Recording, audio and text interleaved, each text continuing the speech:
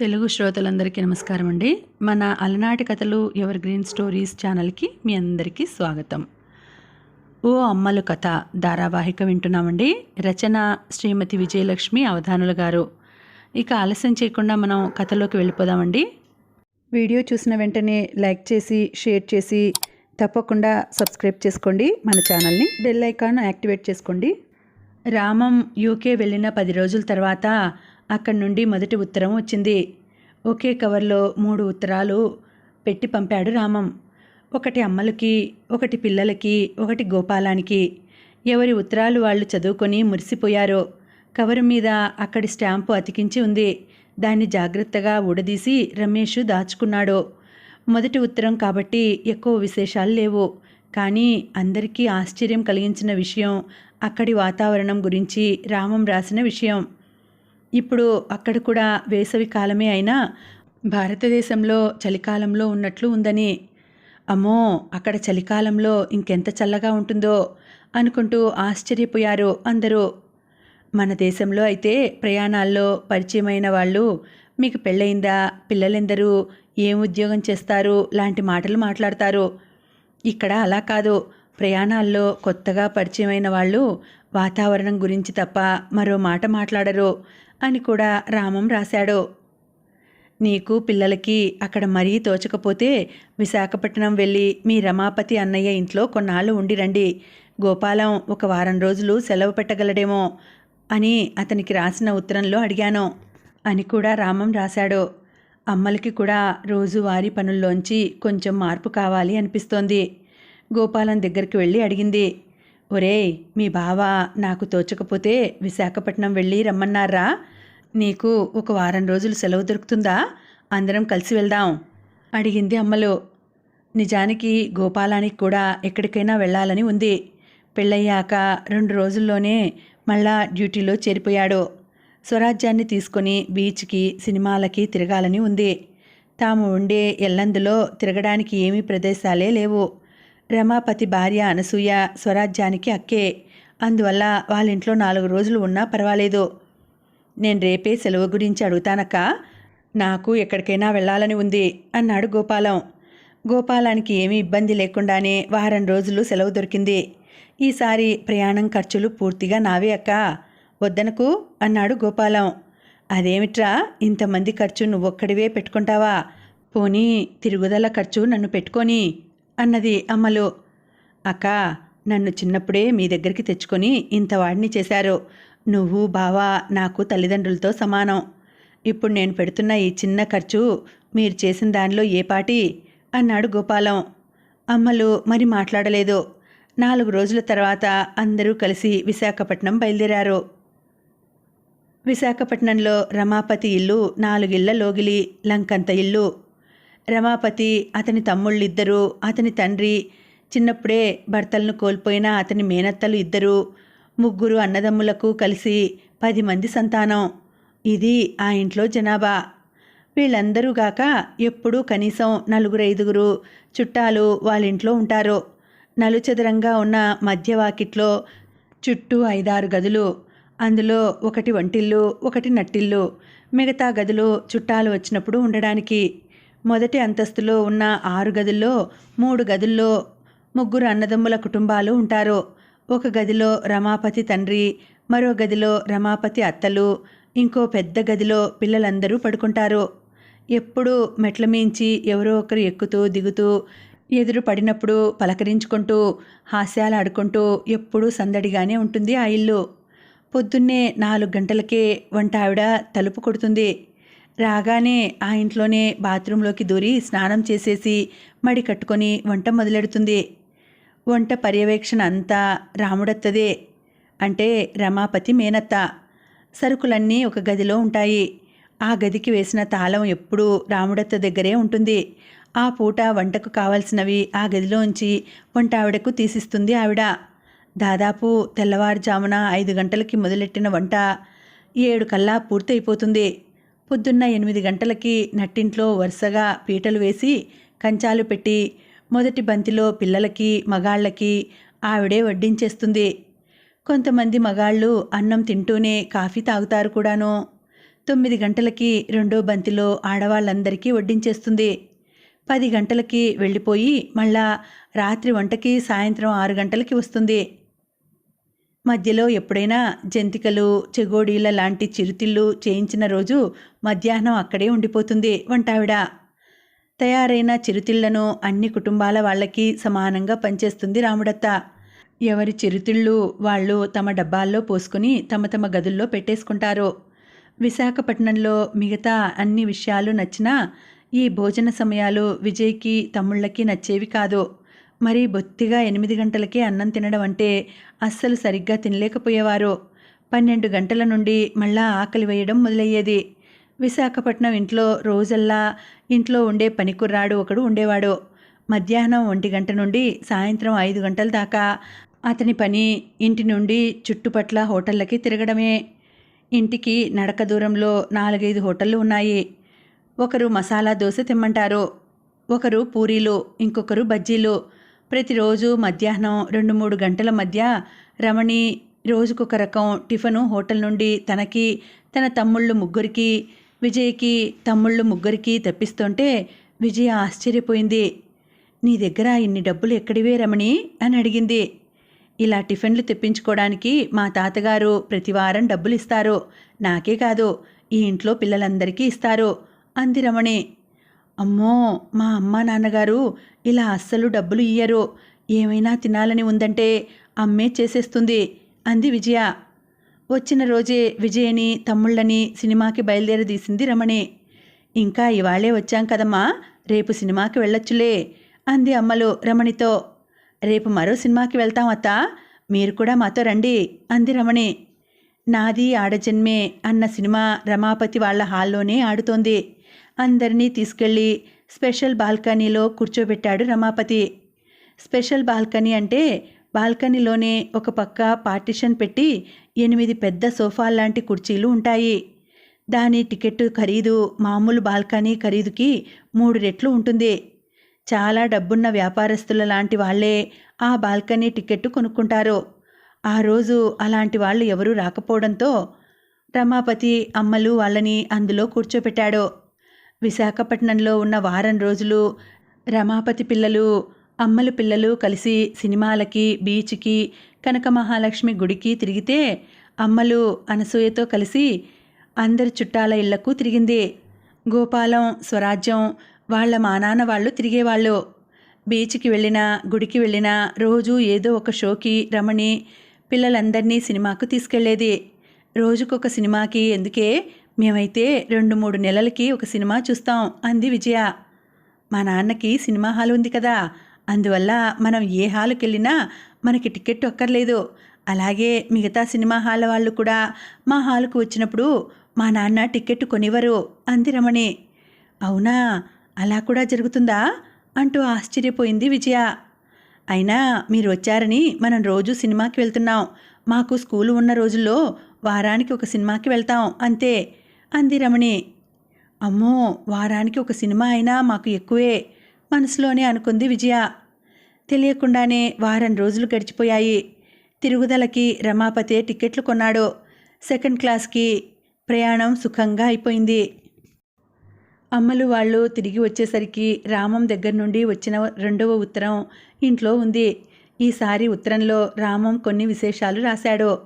తాను sound of music అన్న సినిమాని పెద్ద తెర ఉన్న సినిమా హాల్లో చూశానని, ఇక్కడ చాలామంది ఇళ్లల్లో టెలివిజన్లు ఉంటాయని, ఒకరింటికి వెళ్ళినప్పుడు వాళ్ళ ఇంట్లో టెలివిజన్ చూశానని, ఒకసారి తాను స్నేహితులు లండన్ వీధుల్లో తిరుగుతూ తప్పడిపోయామని, ఇక్కడ రోజు బ్రెడ్ తింటూ గడుపుతున్నామని రాశాడు.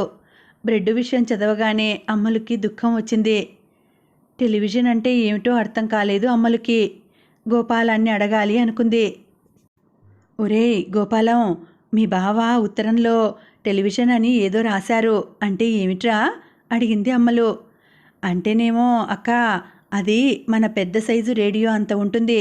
మనం రేడియోలో కేవలం పాటలు మాటలు వింటాం కదా, కానీ టెలివిజన్లో సినిమా బొమ్మల్లాగా బొమ్మలు కూడా కనపడతాయి అన్నాడు గోపాలం. అవునా, అటువంటి సినిమాల్లాంటివి అక్కడ ఇళ్లల్లోనే ఉంటాయా అమ్మలు ఆశ్చర్యంగా అడిగింది. అవునక్క, ఇళ్లల్లోనే ఉంటాయి. అవునరా గోపాలం, మనం బతికి ఉండగా అటువంటివి మన దేశంలో చూడగలమంటావా? అమ్మలు అడిగింది. ఊహూ, నాకేం నమ్మకం లేదక్క. బహుశా మన దేశానికి రావడానికి మరో 100 ఏళ్ళు పడుతుందేమో అన్నాడు గోపాలం. ఈ సంభాషణ జరిగింది 1966, 67లో. వైభవం అంటే ఆ తెల్లదొరలదే అంది అమ్మలు. పిల్లల స్కూళ్ళు తెరిచేశారు. అమ్మలు, గోపాలం, స్వరాజ్యం వెళ్ళి పిల్లలను కాజీపేటలో దిగబెట్టి వచ్చారు. విజయ బోర్డింగ్కు వెళ్తూ వెళ్తూ కొన్ని ఎయిర్మెయిల్ కవర్లు కూడా తీసుకెళ్ళింది.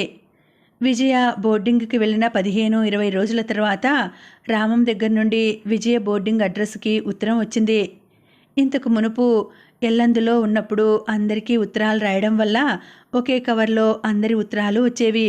కానీ ఇప్పుడు విజయకు ఒక్కరికే రాయడం వలన ఇన్లాండ్ కవర్ లాంటి దానిలో ఉత్తరం రాశాడు రామం.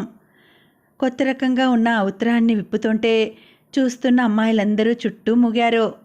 భారతదేశంలోని ఇన్లాండ్ కవర్లైతే ఒకవైపే అంటిస్తారు, కానీ యూకే నుండి వచ్చిన ఆ కవరు 2 వైపులా అంటించి ఉంది. అది ఎక్కడ చింపాలో అర్థం కాలేదు విజయ్కి. మొత్తం మీద అంటించి ఉన్న 2 వైపులు చింపేసరికి ఉత్తరం 2 ముక్కలైపోయింది. విజయకు చాలా బాధ వేసింది. ఆ 2 ముక్కలు ఒకదాని కింద ఒకటి పెట్టి చదివింది. తాను మరో నెల రోజుల్లో తిరిగి వచ్చేస్తానని, వచ్చిన తర్వాత 4-5 రోజులు రెస్ట్ తీసుకొని అమ్మ తాను కలిసి బోర్డింగుకు వస్తామని, విజయకు అమ్మకు 2 వాచీలు కొన్నానని, తమ్ముళ్ళు 3కి స్వెటర్లు కొన్నానని, వచ్చే లోపల చేతిలో డబ్బును బట్టి మరికొన్ని వస్తువులు కొంటానని రామం రాశాడు. ఉత్తరంలోని విషయాలు చుట్టూ మూగిన అమ్మాయిలకు చెప్పింది విజయ. అబ్బా, రిస్ట్ వాచ్ కొన్నారా? ఎలాంటిది కొన్నారో రాశారటే అడిగింది ఒక అమ్మాయి. ఈ మధ్య స్క్వేర్ వాచీలు కొత్తగా వస్తున్నాయి కదా, అటువంటిది కొని ఉంటారేమో మరొక అమ్మాయి అంది. మన దేశంలో అయితే స్క్వేర్ వాచీలు కొత్త, అక్కడ కాదుగా, బహుశా ట్రయాంగిల్ వాచి కొన్నారేమో మరొక అమ్మాయి అంది. విజయ, మీ నాన్నగారు వాచి తేగానే మాకందరికీ చూపెట్టాలి. వాచి మళ్ళా ఇంటికి పంపేయకు, ఎంచక్కా ఇక్కడే ఉంచుకో, రోజు పెట్టుకోవచ్చు అంది మరొక అమ్మాయి. ఏమో, మా అమ్మా నాన్నగారు ఏమంటారో, వాళ్ళు ఉంచుకోవచ్చు అంటే ఉంచుకుంటాను అంది విజయ. రామం యూకే నుండి తిరిగి వచ్చాడు. వచ్చిన 10-15 రోజుల తర్వాత అమ్మలు రామం కలిసి పిల్లలను చూడ్డానికి బోర్డింగుకి వచ్చారు. దాదాపు 4 నెలల తర్వాత నాన్నని చూడడంతో పిల్లలు సంతోషం పట్టలేకపోయారు. రామం తన జేబులోంచి వాచి తీసి విజయ్కి అందించాడు. అది స్క్వేర్ వాచి కాదు, ట్రయాంగిల్ వాచి కాదు, మామూలు గుండ్రటిదే, కానీ తెల్లని స్టీల్ ఫ్రేమ్తో ఉంది. అంకెలకు బదులు గీతలు ఉన్నాయి. బుజ్జిగా ముద్దుగా ఉంది. అంకెలు లేకుండా గీతలు ఉన్న వాచి చూడ్డం అదే మొదటిసారి విజయ్కి. అమ్ములకి కొన్న వాచి కూడా గుండ్రటిదే, కానీ బంగారు రంగులో ఉంది. అమ్మలు రామం వెళ్ళిపోయాక బోర్డింగ్లో అమ్మాయిలందరూ విజయ్ చుట్టూ మూగిపోయారు వాచి చూడ్డానికి. స్క్వేర్ది కానీ ట్రయాంగిల్ది కానీ కానందుకు కొందరు అమ్మాయిలు అసంతృప్తి వ్యక్తం చేస్తే, కొందరు దాని డయల్ చూసి ముచ్చటపడ్డారు.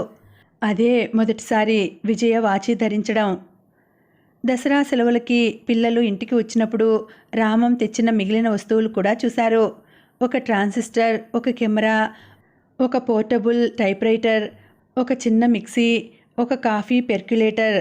ఇవి రామం తెచ్చిన పెద్ద వస్తువులు. ఇవిగాక కొన్ని ఫోటోలు, ఫోటో ఆల్బమ్లు, కొత్త రకం పెన్నులు, ఇలాంటి వస్తువులు కూడా తెచ్చాడు. గోపాలానికి ఒక సైడ్ రూల్ తెచ్చాడు. అప్పట్లో మన దేశంలో రేడియోలే కానీ బ్యాటరీతో పనిచేసే ట్రాన్సిస్టర్లు ఉండేవి కావు. సెలవులకి వెళ్ళినప్పుడు సాయంత్రం పూట 6 బయటకి ఆ ట్రాన్సిస్టర్ తీసుకెళ్ళి అందరూ మొక్కల మధ్య కూర్చొని పాటలు వినడం గొప్ప అనుభూతి. రామం తెచ్చిన కెమెరాలో ఎండ వచ్చేదాకా ఆగక్కర్లేదని, నీడలో కూడా ఫోటోలు వస్తాయని చెప్పాడు. నరేష్కి ఆ కెమెరా భలే నచ్చేసింది. కాఫీ పెర్క్యులేటర్, మిక్సీ అమ్మలు చాలా అరుదుగా వాడేది. మగపిల్లలు 3 టైప్రైటర్ మీద సమయం దొరికినప్పుడల్లా ఏదో ఒకటి టైప్ కొడుతూ ఉండేవారు. అప్పుడు రామం 3 మగపిల్లలకు కొన్న స్వెటర్లు మరో 2 తరాల దాకా వాడారు. విజయ 12వ తరగతిలోనూ, రమేష్ 10వ తరగతిలోనూ ఉన్నప్పుడు గేబ్రియల్ స్కూలు, బోర్డింగ్ మూసేశారు. రమేష్ 12వ తరగతి బోర్డు పరీక్షలు రాసేదాకా కాజీపేటలో ఉండక తప్పదు. మళ్ళా అమ్మలు వేరింటి కాపురం మొదలైంది. స్కూల్కి దగ్గరగా ఒక చిన్న ఇల్లు అద్దెకు తీసుకున్నాడు రామం. ఒక పెంకుటిల్లుని 2 వాటాలు చేసి ఒక వాటా అద్దెకిచ్చారు. మరో వాటాలో ఇల్లు గలవారు ఉంటారు. బొబ్బిలిలో ఉన్నప్పుడు చాలా దూరం కాబట్టి రామానికి తరచూ రావడానికి కుదిరేది కాదు. కానీ ఇప్పుడు మందమర్రి అన్న ఊరికి ట్రాన్స్ఫర్ అయింది. మునుపట్ల ప్యాసింజర్ మాత్రమే కాక కొన్ని కొత్త ఎక్స్ప్రెస్ బళ్ళు వేశారు. కేవలం 4 గంటల రైలు ప్రయాణం. అందువల్ల 15 రోజులకి ఒకసారి వస్తున్నాడు. వేలున్నప్పుడు జీపులో కూడా వస్తున్నాడు. పిల్లలు 4 మధ్యాహ్నం భోజన విరామ సమయంలో ఇంటికొచ్చి భోంచేసి వెళ్తున్నారు. 6 నెలల పరీక్షలు అయ్యాక క్రిస్మస్ సెలవుల తర్వాత ఒకరోజు మగపిల్లలు 3 స్కూలుకు వెళ్ళి 1 గంటలోనే తిరిగి వచ్చేశారు. అదేమిట్రా, ఎందుకు ఇంత త్వరగా వచ్చేశారు? అమ్మలు ఆందోళనగా అడిగింది. స్కూల్లో ఏమిటో పెద్ద గొడవలు జరుగుతున్నాయమ్మా. 12వ క్లాస్ పిల్లలు ఏమేమో పెద్దగా అరుస్తూ స్కూల్ అంతా తిరుగుతున్నారు. కొన్ని క్లాసుల్లో కుర్చీలు కూడా విరగ్గొట్టేశారు. మా మాస్టర్లు మమ్మల్ని త్వరగా ఇళ్లకు వెళ్ళిపోమన్నారు అన్నాడు రమేష్. స్కూల్లో గొడవలు ఎందుకు జరుగుతున్నాయో పిల్లలు చెప్పలేకపోయారు. అమ్మలకి ఏం చేయాలో తోచలేదు. అమ్మలు వాళ్ళు ఉంటున్న ఇల్లు స్కూలుకి దగ్గరలోనే ఉంది.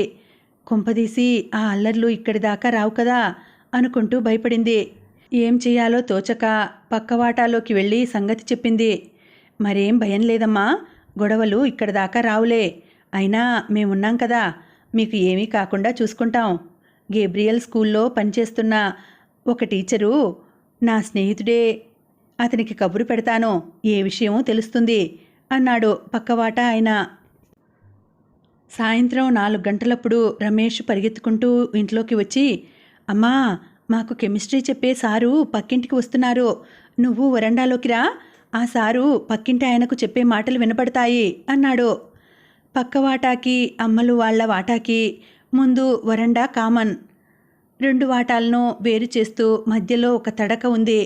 అమ్మలు వాళ్ల వరండాలో కూర్చుంటే పక్క వాటాలో వరండాలో కూర్చున్న వారి మాటలు స్పష్టంగా వినపడతాయి.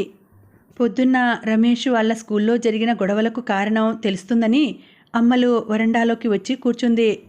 పక్కింటికి వచ్చిన ఆ కెమిస్ట్రీ సారు ముందు మామూలు మాటలు మాట్లాడాడు. ఏమిట్రావు గారు, మీ స్కూల్లో ఏవో గొడవలు జరిగాయట. 12వ క్లాస్ వాళ్ళు నినాదాలు చేస్తూ స్కూల్ అంతా తిరిగారట. ఏమిటి సంగతి అడిగాడు పక్కింటాయన. ఏం చెప్పమంటారండి, ఆ గొడవలు నా మూలంగానే జరిగాయి అన్నాడు సారు. మీ మూలంగానా? మీరేం చేశారు? మొన్న 12వ క్లాసు మంత్లీ టెస్ట్లో 3 ప్రశ్నలు ఇచ్చానండి. 25 మార్కులకి పరీక్ష. ఒక్కొక్క సమాధానానికి 8 మార్కులు. నీట్నెస్కి 1 మార్కు. అందులో ఒక ప్రశ్న రసాయన కూర్పు అంటే కెమికల్ కాంబినేషన్ అనగానేమి, దాని గురించి ఉదాహరణలతో రాయము. మా క్లాసులో రాజు అని ఒక కుర్రాడు ఉన్నాడు. ఎప్పుడూ క్లాసుకి సరిగ్గా రాడు. పైగా సిగరెట్లు కూడా కాలుస్తాడని విన్నాను. అందరు టీచర్ల దగ్గర చాలా నిర్లక్ష్యంగా ఉంటాడు. ఈ ఊరి ఎమ్మెల్యేకి మేనల్లుడో ఏదో. అతను 3 ప్రశ్నలలో 1 ప్రశ్నకే జవాబు రాశాడు, కెమికల్ కాంబినేషన్ గురించిన ప్రశ్నకి. సరే, కెమికల్ కాంబినేషన్ గురించి రాయమంటే ఏం రాశాడో తెలుసా అండి? రసాయన కూర్పు అన్నది చాలా అద్భుతమైన కూర్పు. ఇంత అద్భుతమైన కూర్పు ప్రపంచంలో ఎక్కడా ఉండదు. దీని గురించి తెలుసుకోవడం ప్రజలకి చాలా అవసరం. ఇలా అసలు అడిగిన ప్రశ్నకు సంబంధం లేని వాక్యాలు 1 పేజీ నిండా రాశాడు. కనీసం దాన్ని కనిపెట్టిన సైంటిస్టు పేరు కూడా రాయలేదు. నేను ఆ సమాధానానికి 0 మార్కులు ఇచ్చాను. నాకు ఇప్పటిదాకా ఎవరూ 0 మార్కులు ఇయ్యలేదు. దీనికి మీరు 8 మార్కులు, నీట్నెస్కి 1 మార్కు ఇవ్వవలసిందే. అలా ఇస్తే నేను పాస్ అవుతాను అంటూ నా దగ్గరకు వచ్చి గొడవ చేశాడు. ఇది కెమిస్ట్రీ పేపర్. కెమిస్ట్రీకి సంబంధించిన 1 వాక్యం కూడా రాయకపోతే నేను మార్కులు ఎలా ఇస్తానో అన్నాను. దానితో అతను పెద్ద గొడవ లేవదీసి స్టూడెంట్లనందరినీ కూడగట్టుకొని పెద్ద స్ట్రైక్ చేశాడు. ప్రిన్సిపల్ ఏమో నన్ను పిలిచి, ఆ కుర్రాడికి బాగా ఇన్ఫ్లుయెన్స్ ఉంది, ఏదో రాశాడు కదా, పాస్ మార్కులు ఇచ్చేయకూడదా అని చెప్పడం మొదలెట్టాడు. నాకు అసలు ఏం చేయాలో తోచడం లేదండి. ఉద్యోగానికి రిజైన్ చేసి వెళ్ళిపోవాలని ఉంది. కానీ మళ్ళా ఇంత జీతం వచ్చే ఉద్యోగం ఇంత త్వరగా దొరకదు. నా కర్మ కాకపోతే నా క్లాసులోనే ఇటువంటి విద్యార్థులు పడాలా అన్నాడు కెమిస్ట్రీ సారు. చివరి మాట అంటున్నప్పుడు అతని గొంతు జీరబోవడం యువతల కూర్చున్న అమ్మలకి స్పష్టంగా వినిపించింది. అప్పట్లో ఈ విషయం లోకల్ పేపర్లో కూడా వచ్చింది. ఆ సారు రిజైన్ చేయలేదు. అదే స్కూల్లో కొనసాగాడు. ఆ రాజు అన్న కుర్రాడు 12వ క్లాసు బోర్డు పరీక్షల్లో తప్పాడని తెలిసింది. మార్చి నెల మొదటి వారంలో విజయ, హోప్ ఎగ్జామ్స్ అయ్యాయి. ఈ పరీక్షలలో వచ్చిన మార్కుల్లో 25% మార్కులు బోర్డు పరీక్షల్లో కలుపుతారు. ఏప్రిల్ 2వ వారంలో అన్నట్లు గుర్తు బోర్డు పరీక్షలు జరుగుతాయి. మధ్యలో 1 నెలకి పైనే సమయం ఉంది కాబట్టి మందమర్రి వెళ్ళి ఏప్రిల్ మొదటి వారంలో వద్దామని అమ్మలు వాళ్ళు నిర్ణయించుకున్నారు. మార్చి నెల 2వ వారంలో రమేషు వాళ్ళ పరీక్షలు అవగానే అందరూ మందమర్రి ఊరికి బయలుదేరారు. మరికొన్నాళ్లలో బోర్డు పరీక్షలు ఉన్నాయి కాబట్టి అమ్మలు ప్రభలు పత్రికలు అన్నీ దాచేసింది. విజయ శ్రద్ధగానే చదవడం మొదలెట్టింది. మార్చి నెల ఆఖరు వారం వచ్చింది. మరో వారం రోజుల్లో కాజీపేట వెళ్ళడానికి అమ్మలు అన్నీ సిద్ధం చేసుకోసాగింది. పోస్టులో విజయ్కి హాల్ టికెట్టు, పరీక్షల టైం టేబుల్ వచ్చేశాయి. సరిగ్గా అప్పుడు మొదలైంది తెలంగాణ ఉద్యమం. ఇంకా నడుస్తున్న కాలేజీలు అన్నీ మూసేశారు. వరంగల్ ఇంజనీరింగ్ కాలేజీలో విద్యార్థుల ఆందోళన తీవ్రస్థాయికి చేరింది. ఈ తెలంగాణ ఉద్యమం విశాఖ ఉక్కు ఉద్యమం కంటే తీవ్రస్థాయిలో జరుగుతోంది. చాలా రైలు బళ్ళు క్యాన్సిల్ చేసేశారు. 12వ క్లాస్ బోర్డు పరీక్షలు బహుశా వాయిదా వేస్తారేమోనని, ఏ విషయమో కొన్నాళ్లలో తెలుస్తుందని పేపర్లలో వచ్చింది. ఏం చేయాలో తెలియక అమ్మలు రామం అయోమయంలో పడిపోయారు. ఇన్ని గొడవల్లో అమ్మలు పిల్లలు కాజీపేట వెళ్ళి అక్కడ ఒంటరిగా ఉండడం క్షేమం కాదేమో. తీరా వెళ్ళినా పరీక్షలు వాయిదా పడితే అమ్మలు వాళ్ళు తిరిగి వచ్చేయడానికి రైళ్ళు నడుస్తాయో లేదో ఏం చేయాలో తోచలేదు. ఆఖరికి రామం ఒక ప్రణాళిక వేశాడు. విజయ్కి వచ్చిన టైం టేబుల్లో సూచించిన ప్రకారం పరీక్షలు మొదలవడానికి ఒకరోజు ముందు అమ్మలు పిల్లలతో పాటు రామం కూడా కాజీపేట వస్తాడు. అందరూ జీపులో వెళ్తారు. వెళ్ళిన రోజే విజయ స్కూల్కి వెళ్ళి మర్నాటి నుండి పరీక్షలు మొదలవుతాయో లేదో కనుక్కుంటారు. ఒకవేళ పరీక్షలు మొదలైతే ఏ గొడవలు లేనట్లే. అప్పుడు అమ్మలు వాళ్ళు విజయ పరీక్షలు అయ్యేదాకా అక్కడ ఉంటారు. ఒకవేళ పరీక్షలు వాయిదా పడితే అందరూ అదే జీపులో వెనక్కు వచ్చేస్తారు. అందరూ తెల్లవారుజామునే జీపులో కాజీపేట బయలుదేరారు. మధ్యాహ్నం భోజనం సమయానికి ముందే కాజీపేట చేరుకున్నారు. మధ్యాహ్నం భోజనానికి అమ్మలు అన్నీ క్యారేజీలో పెట్టుకోవడం వల్ల కాజీపేట వెళ్ళాక వంట చేయవలసిన అవసరం లేదు. రామం ముందుగా జీపుని విజయ స్కూల్ ముందు ఆపించాడు. విజయ రామం స్కూల్లోకి వెళ్ళారు. స్కూల్ అంతా నిశ్శబ్దంగా ఉంది. రేపటి నుండి పరీక్షలు ఉంటే ఇంత నిశ్శబ్దంగా ఉండదు. బహుశా పరీక్షలు వాయిదా పడి ఉంటాయి అన్నాడు రామం. నాకు అలాగే అనిపిస్తోంది నాన్నగారు అంది విజయ. ఇద్దరూ ప్రిన్సిపాల్ గదికి వెళ్ళారు. అదేమిటి బయట అన్ని గొడవలు జరుగుతుంటే మీరు అమ్మాయిని తీసుకుని ఇలా వచ్చారేమిటి ఆశ్చర్యంగా అడిగింది సిస్టర్. సిస్టర్, మేము మందమర్రి అన్న ఊర్లో ఉంటాము. పరీక్షలు సమయానికి జరుగుతాయో లేదో పేపర్లో సరిగ్గా రాయలేదు. కనుక్కుందామని వచ్చాము అన్నాడు రామం. ఓ అలాగా, పరీక్షలు వాయిదా పడ్డాయి. ఏ తేదీ నుండి మొదలవుతాయో ఇంకా తెలియదు అన్నది సిస్టర్. అవునా, మరి మాకు ఎప్పటి నుండి మొదలవుతాయో ఎలా తెలుస్తుంది? పరీక్షలు మొదలయ్యే తేదీ పేపర్లో వేస్తారు. అయినా సరే మేము అందరికీ టెలిగ్రాములు కూడా ఇస్తాము. మీరేమీ గాబరా పడకండి అంది సిస్టర్. రామం సిస్టర్కి టెలిగ్రామ్ ఇవ్వడానికి మందమర్రి అడ్రస్ ఇచ్చి ధన్యవాదాలు చెప్పి విజయం తీసుకుని బయటకు వచ్చేశాడు. ఇప్పుడు ఇంటికి వెళ్ళొద్దు, జీపులోనే కూర్చొని తెచ్చుకున్నవి తినేసి వెనక్కి తిరిగి వెళ్ళిపోదాం. ఇప్పుడు బయలుదేరితే చీకటి పడేలోపు మందమర్రి చేరుకోవచ్చు అన్నాడు రామం. అందరూ అలాగే చేశారు. మందమర్రి వచ్చాక మళ్ళా చదువు మొదలెట్టాలంటే విజయ్కి చాలా కష్టంగా అనిపించింది. పరీక్షల ముందుగాక ఎప్పటికప్పుడు చదివేసుకోవడం విజయ్కు అలవాటు. పరీక్షల ముందు చాలా తక్కువ చదువుతుంది. అటువంటిది హోప్ ఎగ్జామ్స్కి బోర్డ్ ఎగ్జామ్స్కి మధ్యలో బాగా ఎక్కువ సమయం ఉండడంతో ఎప్పటికంటే ఎక్కువే చదివింది. ఇప్పుడు మళ్ళా మూడోసారి రివిజన్ అనేసరికి అస్సలు క్లాస్ పుస్తకాలు పట్టుకోబుద్ధి కాలేదు విజయ్కి. అమ్మలు కాస్త తీరిగ్గా ఉన్నప్పుడు దగ్గరికి చేరి నసుగుతూ అడిగింది, అమ్మా, పరీక్షలకి అన్నీ చదివేసుకున్నాను, కొన్నాళ్ళు ప్రభలు పత్రికలు చదువుకోనియవు అంటూ. పక్కనే ఉండి అక్క మాటలు వింటున్న రమేష్ కూడా విజయ్కి వంత పాడాడు. అక్కకి పుస్తకాలు తీస్తే తాను కూడా అవి చదవచ్చు మరి అని. అమ్మలు ఆలోచనలో పడింది. అవి ఎక్కడో అటక మీద ఉన్నాయి, నేను తీయలేను, నాన్నగారు రాని తీయమంటాను అంటూ అప్పటికి తప్పించుకుంది. నిజానికి రామంతో కూడా ఒకసారి సంప్రదించాలని అమ్మలు ఉద్దేశం. ఆ రోజు పిల్లలెవరూ చుట్టుపక్కల లేనప్పుడు అమ్మలు రామాన్ని అడిగింది. ఏమండి, విజయ పరీక్షకి అంతా చదివేసుకుందట, ప్రభలు పత్రికలు అడుగుతోంది, ఇస్తే పర్వాలేదంటారా అడిగింది అమ్మలు. 2-3 సార్లు బాగా చదివాక మరోసారి చదివినా కొత్తగా ఏమీ బుర్రకెక్కదు, కానీ రోజల్లా ఆ పుస్తకాలే పట్టుకొని కూర్చోకుండా చూడు అన్నాడు రామం.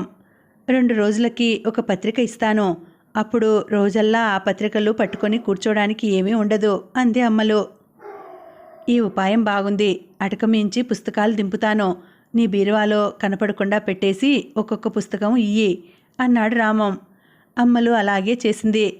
అమ్మలు ఇచ్చిన పుస్తకాన్ని ఒక్క రోజులో చదివేసింది విజయ. ఆ తర్వాత అదే పుస్తకాన్ని మరొకసారి మర్నాడు కూడా చదివేసింది.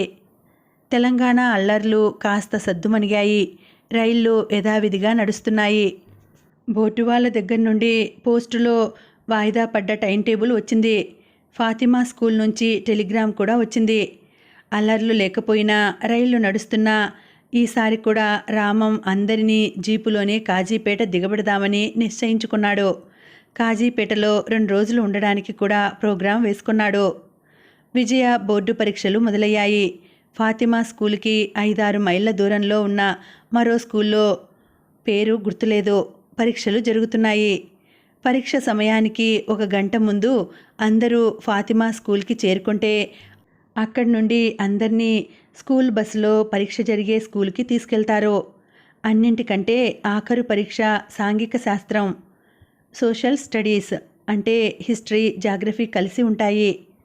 స్కూల్లో జరిగే నెలవారీ పరీక్షలలో మిగతా అన్ని సబ్జెక్టులలోనూ విజయ మొదటి స్థానంలో ఉన్న ఈ సోషల్ స్టడీస్లో ఎప్పుడూ 5-6 స్థానాల్లోనే ఉండేది. మిగిలిన అమ్మాయిలందరూ ఆ సబ్జెక్టులో 5-6 పేజీల సమాధానాలు రాస్తే విజయ్కి ఎప్పుడూ 2-3 పేజీలు దాటేది కాదు. మర్నాడు ఆఖరు పరీక్ష. ఆ తర్వాత నుండి బోల్డ్ రోజులు సెలవులు అన్న ఉద్వేగంతోనూ, అప్పటికే 2 సార్లు చదవడంతో మరోసారి మనసు పెట్టి చదవలేకపోవడంతోనూ విజయ ఆ సాంఘిక శాస్త్రం పరీక్షకి కాస్త తక్కువగానే తయారైంది. పరీక్ష మొదలైంది. 3 గంటల పరీక్ష. సరిగ్గా 2 గంటలయ్యేసరికి విజయ్కి అన్ని ప్రశ్నలకు సమాధానం రాయడం అయిపోయింది. యుద్ధాలు జరిగిన సంవత్సరాలు సరిగ్గా ఉన్నాయో లేదో మరొకసారి చూసుకుంది. అయినా ఇంకా సమయం మిగిలిపోయింది. పరీక్షలో సమాధానాలు రాయడానికి 4 అరటావు కాగితాలు కలిపి కుట్టిన ఒక పుస్తకం ఇస్తారు. అంటే 8 పేజీలు. ఆ 8 పేజీలు పూర్తిగా కూడా నిండలేదు విజయ్కి. ఆఖరి పేజీ ఖాళీగా ఉండిపోయింది. చాలామంది అమ్మాయిలు వాళ్ళు ఇచ్చినవి నింపేయడమే కాక ఇంకా అదనపు కాగితాలు అంటే అడిషనల్ షీట్స్ అడిగి తీసుకుంటున్నారు. ఎప్పుడు సాంఘిక శాస్త్రంలో మొదటి స్థానంలో ఉండే విశాలాక్షి అయితే మరో 2 కాగితాలు తీసుకుంది. వాళ్ళందరూ అంత పెద్ద పెద్ద సమాధానాలు ఏం రాస్తున్నారో విజయ్కి అర్థం కాలేదు. కొంపతీసి ఏమైనా సమాధానాలు మర్చిపోలేదు కదా అనుకుంటూ మరోసారి చూసుకుంది. ఏమీ మర్చిపోలేదు, అన్నీ రాసింది. 3 గంటల తర్వాత పరీక్ష హాలు బయటకు వచ్చాక విజయ్కి చాలా అసంతృప్తిగా అనిపించింది. ఆఖరు పరీక్ష కాబట్టి అందరూ బయట గుమిగూడి చాలాసేపు కబుర్లు చెప్పుకున్నారు.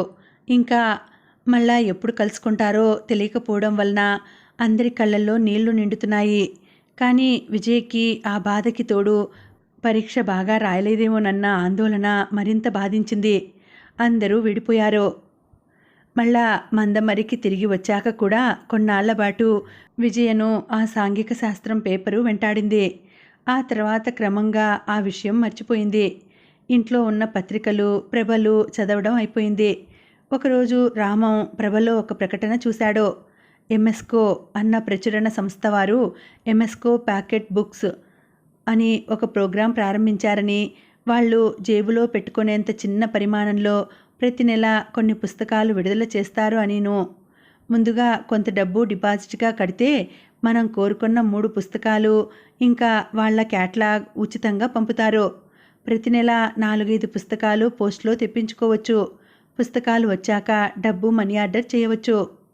ఆ ప్రకటన చూడగానే రామం విజయని, అమ్మల్ని పిలిచి దాని గురించి వివరించాడు. మనం ఇందులో సభ్యత్వం తీసుకుందామా అడిగాడు. విజయ ఎగిరి గంతేసింది. ఓ అలాగే నాన్నగారు అంది ఉత్సాహంగా. మరి పుస్తకాలను జాగ్రత్తగా ఉంచాలి.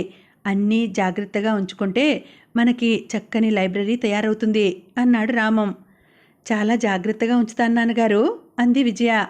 అసలు అప్పటికే విజయ ఆంధ్రప్రభలోనూ పత్రికలోనూ వచ్చే సీరియల్స్ అన్నీ పుస్తకాల్లోంచి వేరు చేసి సీరియల్ పూర్తయిన వెంటనే దానిని ఒక పుస్తకంగా కుట్టసాగింది. ఇప్పుడు ఇంకా బోల్డు పుస్తకాలు వస్తాయి అనుకునేసరికి బాగా సరదా పుట్టింది. మొదటి విడత పుస్తకాలు విజయ అమ్మలు కలిసి ఎంచుకున్నారు. అందులో మల్లాది రామకృష్ణ శాస్త్రి కథల సంపుటి ఉన్నట్లు గుర్తు. ఆర్డర్ ఇచ్చిన 10 రోజుల్లో పోస్ట్ మ్యాన్ ఒక చిన్న అట్టపెట్టె పార్సిల్ తెచ్చాడు. అంత చిన్న పుస్తకాలు ఎప్పుడూ చూడలేదు. భలే ముద్దుగా ఉన్నాయి. ముందు వాటన్నింటికీ అట్టలు వేసి అప్పుడు చదవడం మొదలెట్టింది విజయ. నెలకు ఒక పార్సిల్ రావడం మొదలైంది. 12వ క్లాసు బోర్డు పరీక్షల రిజల్ట్స్ ఎప్పుడు వస్తాయో, ఏ పేపర్లో వస్తాయో పేపర్లో ప్రకటించారు. ఆ వార్త చదవగానే విజయ గుండె దడదడలాడింది. అమ్మ నాన్నగారు విజయ్కి ఫస్ట్ క్లాస్ వస్తుందని నిశ్చయంగా ఉన్నారు. కానీ తాను సాంఘిక శాస్త్రం పేపరు సరిగ్గా రాయలేదు. ఆ పేపరు వల్ల ఫస్ట్ క్లాస్ పోతుందేమో. విజయకు బెంగ పట్టుకుంది. ఇంకా ఉందండి, కథ కొనసాగుతుంది. మళ్ళీ వచ్చే వీడియోలో కలుసుకుంటానండి. అంతవరకు సెలవు. నమస్తే.